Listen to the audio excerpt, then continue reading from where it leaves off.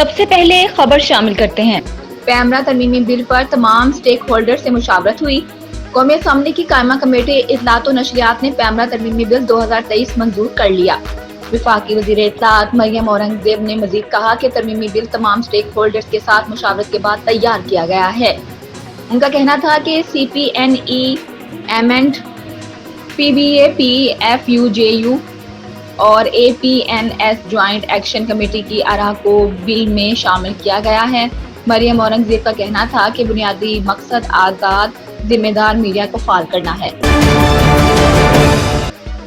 وزیر اعظم شہباز شریف کا کہنا تھا کہ برطانیہ سے آئی رقم کاش سپریم کورٹ کے اکاؤنٹ میں جمع نہ ہوتی، کاش یہ رقم سرکاری خزانے میں جمع کروا کر دانش اسکول بنوا دیتے تو میں ان کو سلام پیش کرتا۔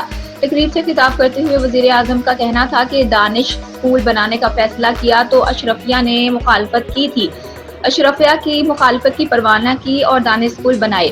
کیا دانش اسکول بنا کر کوئی گناہ کیا؟ وزیر اعظم نے کہا کہ میرا بس چلے تو پورے پاکستان میں ہزاروں دانش اسکول بناؤں۔ بڑے اسکولز میں صرف وزیروں، مشیروں اور امیروں کے بچے جاتے ہیں۔ یہ بھی کہا کہ چور ڈاکو کے بیانیے نے پاکستان کی سیاست کو تباہ کر دیا۔ امیر جماعت اسلامی کراچی حافظ نعیم الرحمان نے کہا ہے کہ کراچی میں اتنی سی بارش میں ان کا پورا نظام بے نقاب ہو گیا۔ کراچی میں پریس کانفرنس کرتے ہوئے حافظ نعیم الرحمان نے کہا کہ کل شہر کے تھوڑے سے حصے میں بارش ہوئی، اتنی سی بارش نے تمام داموں کی نفی کر دی۔ پوچھتے ہیں کہ وہ اربوں روپے کے فنڈز کہاں لگے ہیں؟ میئر پچھلے سال ایڈمنسٹریٹر رہ چکے ہیں، کرپشن اور لوٹ مار کے سوا ان کا کوئی کام نہیں تھا۔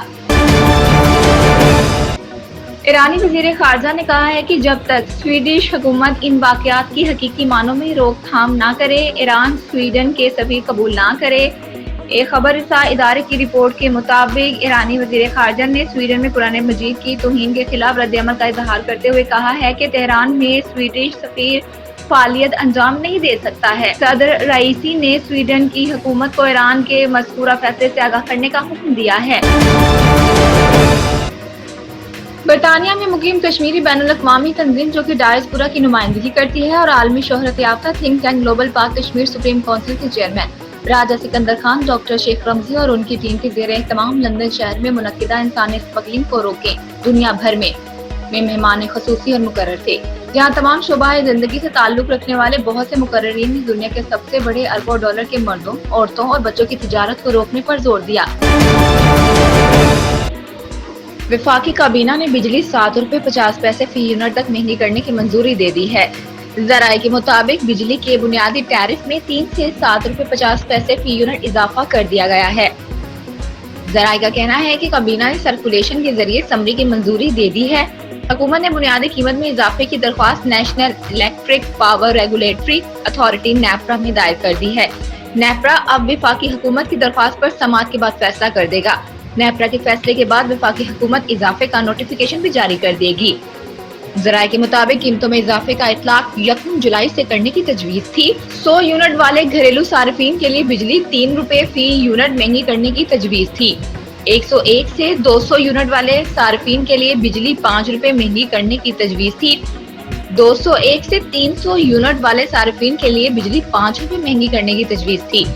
ذرائع کے مطابق 301 سے 400 یونٹ والے صارفین کے لیے فی یونٹ بجلی 6 روپے 50 پیسے مہنگی کرنے کی تجویز تھی، جبکہ 400 سے 700 یونٹ والے صارفین کے لیے بجلی 7.5 روپے مہنگی کرنے کی تجویز تھی۔